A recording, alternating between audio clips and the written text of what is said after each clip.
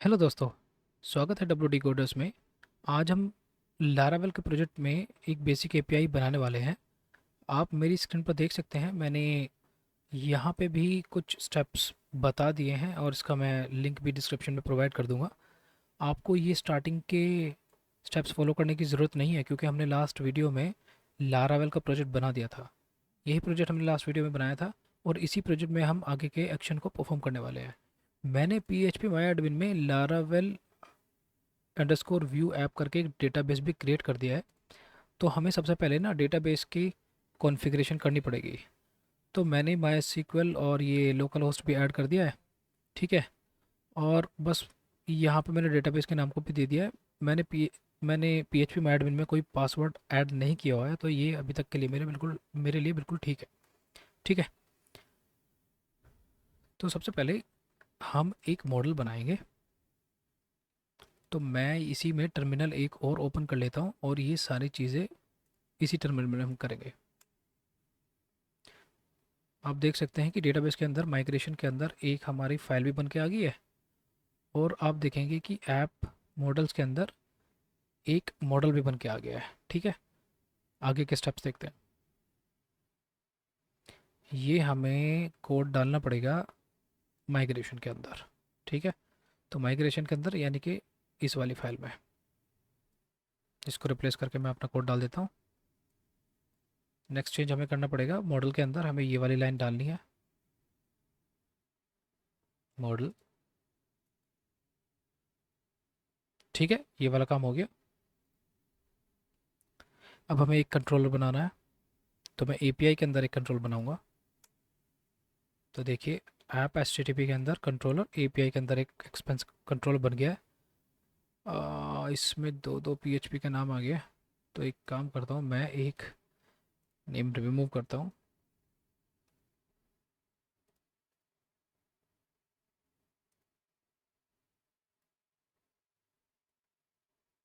हाँ, यहाँ पे भी थोड़ा गलत है, डॉट पीएचपी को आपको ऐड नहीं करना है। मैं इसको भी यहाँ से हटा दूंगा। ठीक है। तो ये भी कंट्रोलर भी बन गया है। अब मैं थोड़ा इसको कर लेता हूँ क्लियर, और बाकी की फाइल्स भी हटा देता हूँ। अब हमें मेन काम करना है इसके अंदर। ठीक है। तो सबसे पहले हम क्या करेंगे, देखिए मैंने थंडर को भी इंस्टॉल किया हुआ है, थंडर क्लाइंट को। आप यहाँ से जाके थंडर क्लाइंट जैसे डालेंगे,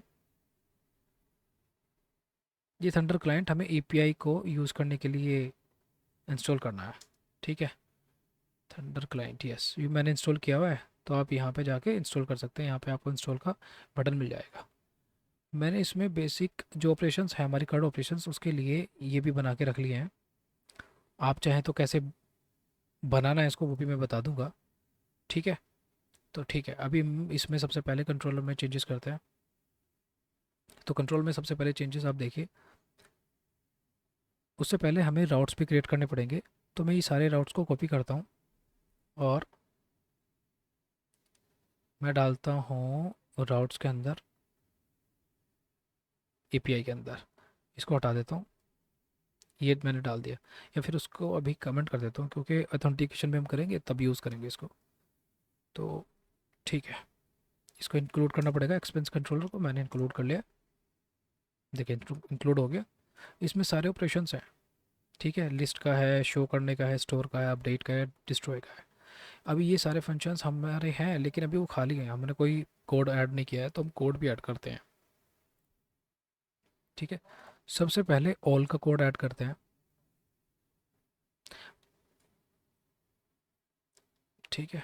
अब मैं कोड का कर दिया मैंने, सॉरी स्टोर के अंदर नहीं, हमें करना है इंडेक्स के अंदर। इंडेक्स के अंदर मैंने कर दिया। इस मॉडल को इंक्लूड कर लेते हैं। ये भी इंक्लूड हो गया। ठीक है। अब मैं जाके सबसे पहले टेस्ट करता हूँ एक्सपेंस लिस्ट को। तो जैसे मैं सेंड करूँगा, तो देखिए ये एरर आ रहा है मुझे। और एरर है कुछ के डेटाबेस तो मिल गया है, शायद उसको टेबल नहीं मिली है, क्योंकि हमने टेबल को क्रिएट अभी नहीं किया है। आप अभी जाके अगर देखोगे तो इसके अंदर हमारे पास अभी कोई टेबल नहीं है। ठीक है। तो मैं एक बार देख लेता हूँ कि कमांड है हमारे पास। अच्छा, वो वाली कमांड अभी इसमें नहीं है, हमें पीएचपी माइग्रेट भी करना पड़ेगा। ठीक है। तो सबसे पहले माइग्रेट करते हैं। PHP artisan migrate. ठीक है, ये कमांड हमें रन करनी है। तो देखिए इसने टेबल क्रिएट कर दिया। अभी आप जाके देखोगे PHP माई एडमिन में तो टेबल्स पे आ जाएंगे। ठीक है, ये हमारी एक्सपेंस की टेबल भी आ गई है। सही है। अब हमें आगे के एक्शन परफॉर्म करने हैं। हाँ, लिस्ट को भी चेक कर लेते हैं। ये भी एरर दे रहा था, मैं सेंड करके देखूंगा। तो देखो ब्लैंक आ रहा है, इसका मतलब हमारे ये परफॉर्म कर रहा है क्योंकि अभी हमारे पास कोई डेटा है नहीं। ठीक है, अब सबसे पहले हम क्रिएट करते हैं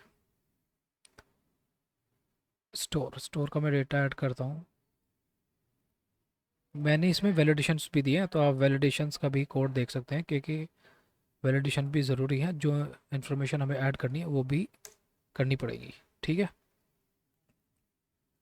तो अगर मैं अभी स्टोर पे जाता हूँ, देखिए पोस्ट वाला है क्रिएट करने का। मैं इसमें जैसे ही सेंड करूँगा, क्योंकि अब हमने ना कोड ऐड कर दिया है ऐड करने का। अच्छा, रीड रेस्पॉन्स में एरर आ रही है अभी, इसको भी करते हैं ठीक। ये जाएगा HTTP क्लाइंट पे।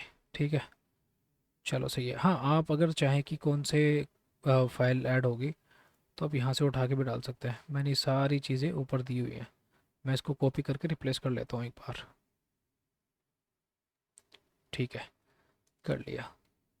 ये कार्बन भी ऐड हो गया। कार्बन ये डेट को पार्स करने के लिए, और कुछ नहीं है। ठीक है, तो स्टोर का भी हमारे पास ऐड हो गया। आप वन बाय वन इसमें चेक कर सकते हैं कि क्या क्या मैंने इसमें ऐड किया हुआ है। ठीक है, क्रिएट करते हैं। क्रिएट हो गया। डेटाबेस में जाके भी आप चेक कर सकते हैं कि क्या डेटा हमारे पास है। तो देखो यहाँ पे डेटा भी आ गया।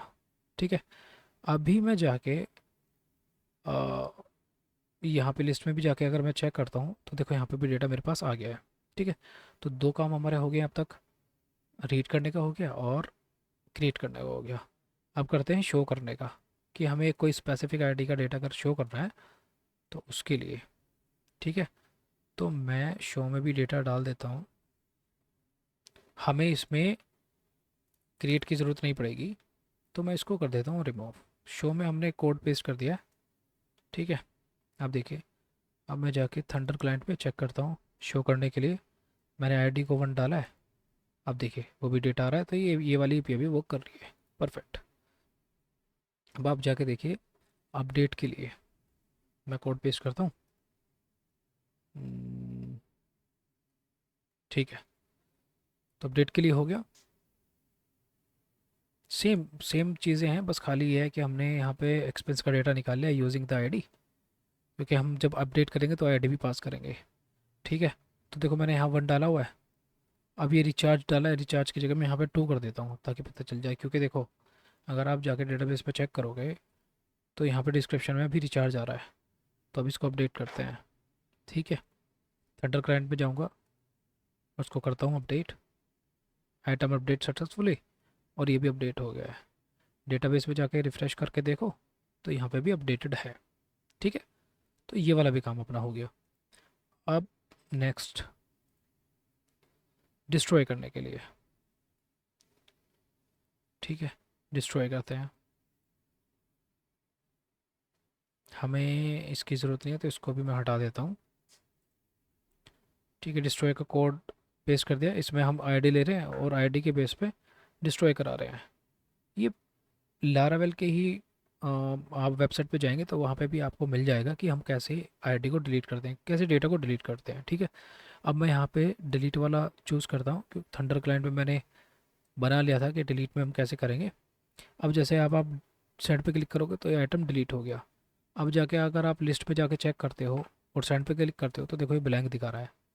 डेटाबेस में भी जाके चेक करोगे तो यहाँ पे भी रिफ्रेश करके देखोगे ना तो ये डेटा डिलीट हो गया। तो ये चौथा जो ऑपरेशन है हमारा, ये भी परफॉर्म हो गया है। आप सारे स्टेप्स यहाँ से फॉलो कर सकते हैं। ठीक है, तो हमारी ये बेसिक API भी क्रिएट हो गई है। आप चेक कर सकते हैं कि कोड किस तरीके से किया हुआ है। आप कहेंगे तो मैं एक वीडियो में इसको भी एक्सप्लेन कर दूंगा कि कैसे कैसे एक एक स्टेप करके हमने कैसे इसको परफॉर्म किया है। ठीक है, नेक्स्ट वीडियो में हम Vue 3 की एप्लीकेशन को डिज़ाइन करेंगे। ठीक है, मिलते हैं नेक्स्ट वीडियो में।